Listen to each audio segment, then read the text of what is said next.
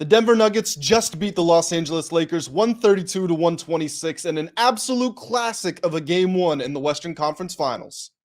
James hoist up the three-pointer off the side of the rim. Rebound Murray. They won't foul. That'll do it. The Nuggets survive the comeback and win game one. Gather round, everybody. We have a story to tell. Boy, do we have a lot to break down about this Lakers-Nuggets game. This was must-watch television. I feel so bad for you if you missed out on the game because this was electric from start to finish, and it started very differently from how it finished. Before we jump into any of the analysis, we have to talk about these standout performances from this game.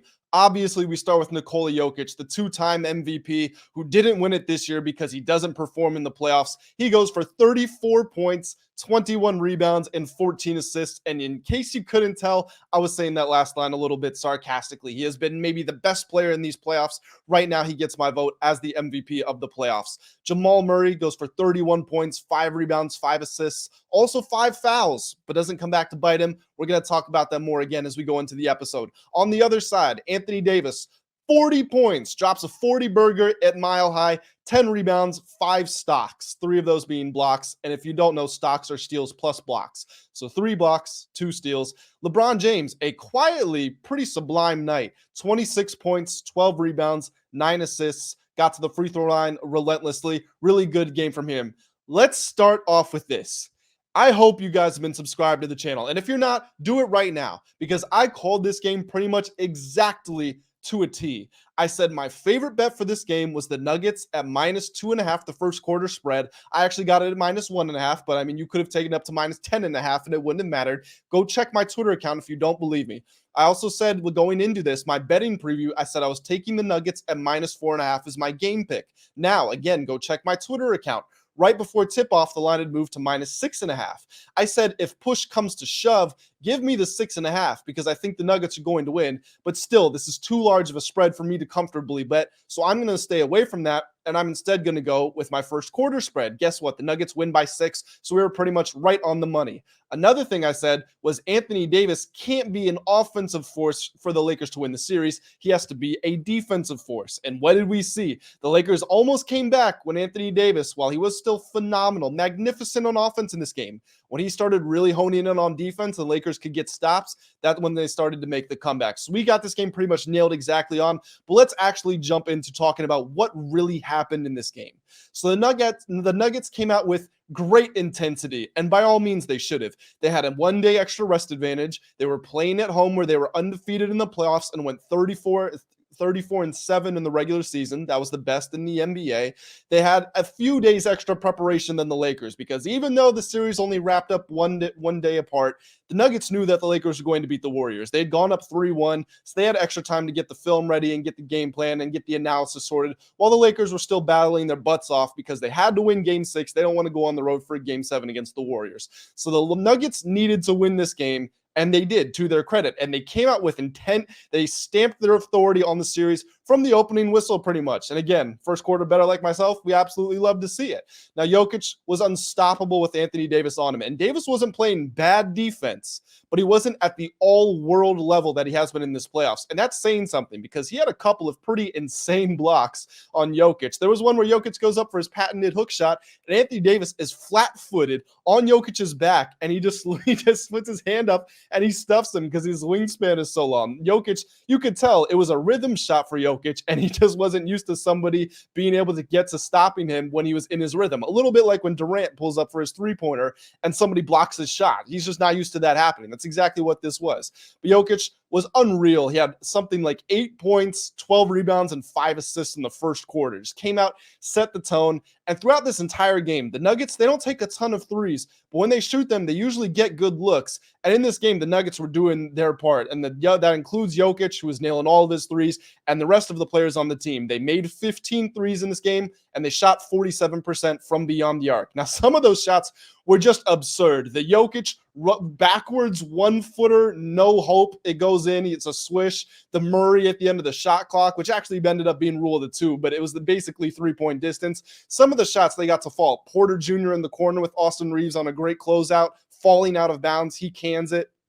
On nights like that, the Nuggets just have to win those games. It's It's destiny. It's in the script. It's written for them. That is the Nuggets game to win. And they were in total control of this game going into halftime. They come out and the Lakers put together some scores on offense, but they can't get stops. And the Nuggets balloon this lead up to 20 points.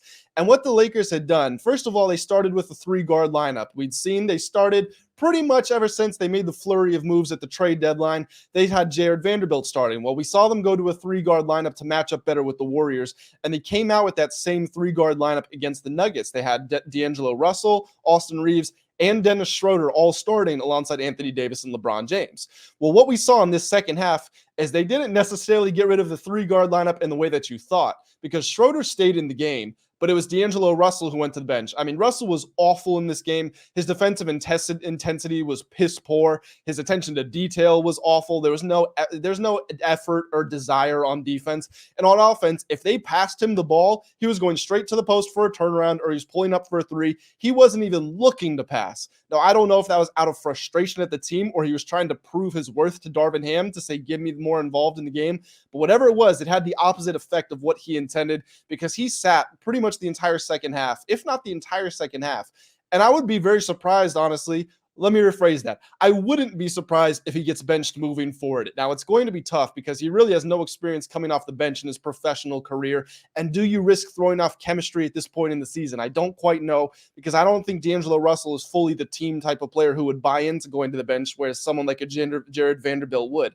So that's something you're going to have to monitor. But D'Angelo Russell does not deserve to be playing more than 15 minutes in these playoffs from what I'm seeing. He's a luxury. It's awesome when he's in his groove, but he's just not somebody that you can count on. It took him 11 games to shoot above 40% from the field in his playoff career, and he just hasn't been that great in these playoffs. But let's get back to what was happening. So early in the game, the Lakers guards, they were having trouble keeping up with Jamal Murray, chasing him around on the perimeter. They were having trouble with KCP too, but most of his open shots were not really created by his movement, more of the general movement and flow of the offense, and then Jokic finding the open shooter. So the Lakers, they really struggled to adapt. And it was a culture clash for the Nuggets because they'd been playing 2 really bad defensive teams. So for them to just seamlessly slide into just beating down the team that has had the best defense in the playoffs, it was really impressive. So credit to them. Bruce Brown and KCP, Kentavious Caldwell-Pope, had the games of their lives in this game. They were just unstoppable, instant offense off the bench and from the 3-point line. Again, we already talked about Jokic. Murray was making everything he threw up. And so this is where the script starts to turn a little bit. So the Lakers switched their coverage. They stopped going under and they started going over on the screens in the second quarter and in the third quarter. And what happened was the Nuggets switched their priority from motion off the ball, pin downs, back cuts, all that general stuff. And they went to a lot of dribble handoff between Jokic and Murray so that they could get Murray curling at the top of the perimeter, the defenders on his back chasing him. Now you're moving downhill, and essentially it's a 2-on-1 against Anthony Davis with Murray and Jokic. And of course, Murray can do a sidestep or a little backspin. And now he has an open fadeaway shot if he wants to choose that option with defender Schroeder on his back.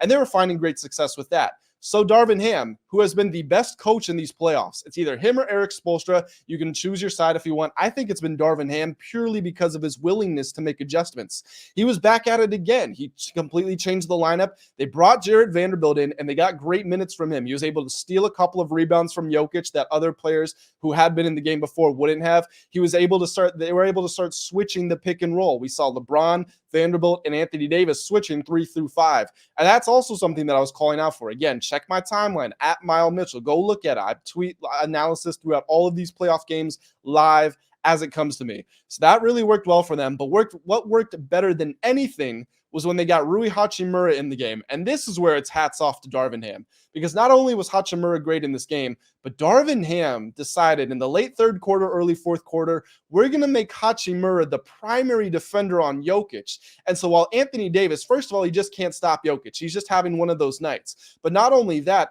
it's the same effect that was happening in the Warriors series, where because Anthony Davis has to come out to guard Jokic bringing the ball down the court, or to come out when he's setting the high screen at the top of the perimeter, it's opening up so many actions behind him in the second level of the defense. Darvin Ham says to Rui Hachimura, you are the primary defender on Jokic. Anthony Davis, you're going to be camping the dunker spot just on the defensive side. You're going to be patrolling that rim. And anytime Jokic comes in, you provide the double team, you provide the help defense, and you're still in position to contest the shooters from the weak side.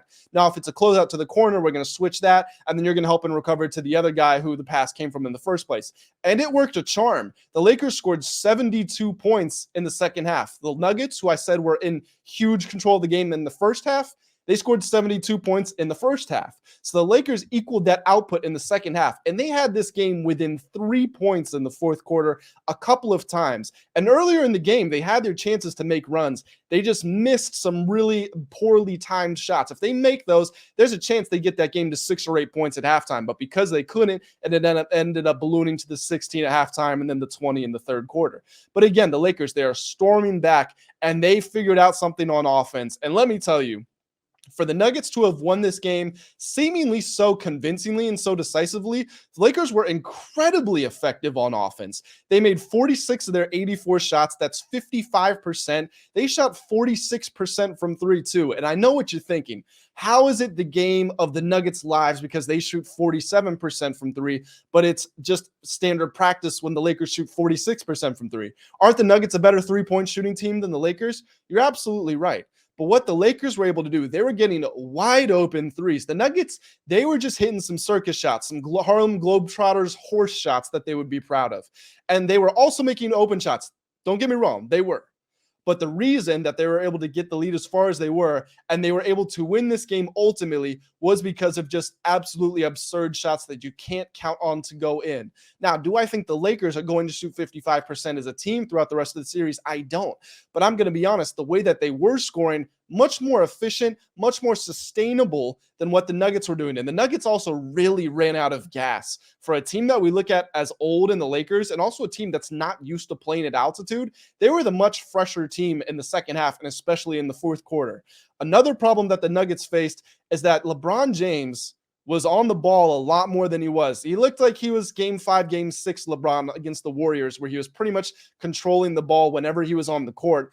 And he still got it, man. He still got it. Pretty much every time he had it in the first half, they were getting open looks, whether it was him driving to the basket or him kicking out to the shooters, and they were missing a lot of those. In the second half, again, he was getting to the basket, he was getting to the free throw line, and his teammates actually started to make shots around him with the consistent diet of Anthony Davis on the inside. And Anthony Davis has to be able to score. Doesn't have to be the 40-point scorer, but he's got to give you about 20 a night.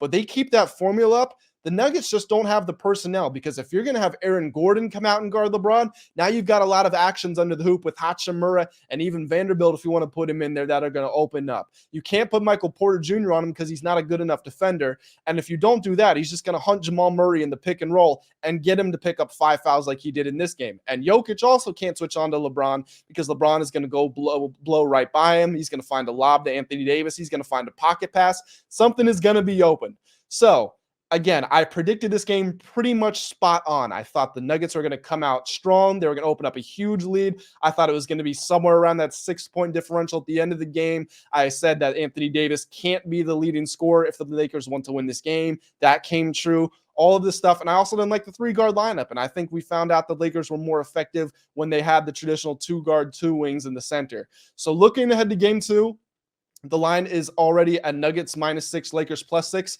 I am going to hammer the Lakers +200 money line. I loved what I saw from them on offense. Their defense will be better. Yes, the Nuggets have a phenomenal offense, but again, KCP, Bruce Brown, are they going to be able to give you 21 points and 16 points, both shooting over 50% every night? No, you can't count on that to happen. Is Jokic, who just became the 3rd player ever to have a 30-point, 20-rebound triple-double? Actually, excuse me, he had one before, but he's one of 3 players to have that. Is he going to do that again? No. And Jamal Murray, yes, he can get to this incandescent level, but he's got the same problem Anthony Davis has. He takes nights off, not in terms of effort, but in terms of efficiency and influence on the game. So game 2, we can easily chalk him up for 14 points and you wouldn't bat an eye at it. I love what the Lakers figured out with their defense in the second half, and the Nuggets are going to make rotations. I understand that. The Lakers would love to have Mo Bamba in this lineup, by the way. They would love to be able to throw 10 to 12 minutes at Jokic with Mo Bamba off the bench. It's not going to happen, unfortunately, but I still think they're going to be just fine. I'm really looking forward to seeing what Darvin Ham is going to start the next game with, because we know Mike Malone's coming with adjustments. We know he's got to get Jokic more involved in the clutch time. And one last thing I'll leave you with. What has been my favorite stat throughout this playoffs? The Lakers have led from start to finish in clutch defensive rating. Going into this game, it was a 74. And for giving up 132 points and as easy as it looked to score the ball for the Nuggets, they could not do a thing coming down the stretch in the clutch against that staunch Lakers defense. Guys, thank you all so much for tuning into this video. It's my reaction. The game just wrapped up less than a half hour ago. Really trying to get this video out as fast as I can. If you enjoyed it, please leave a like on the video, drop a comment, subscribe so you don't miss my reactions. I'm posting reactions, analysis, and insight to every game throughout the rest of the playoffs. I've also got full-length podcasts where I hit on basketball, football, all sorts of hot topics in the world of sports. See you guys very soon. Thank you so much for tuning in. Have a great day.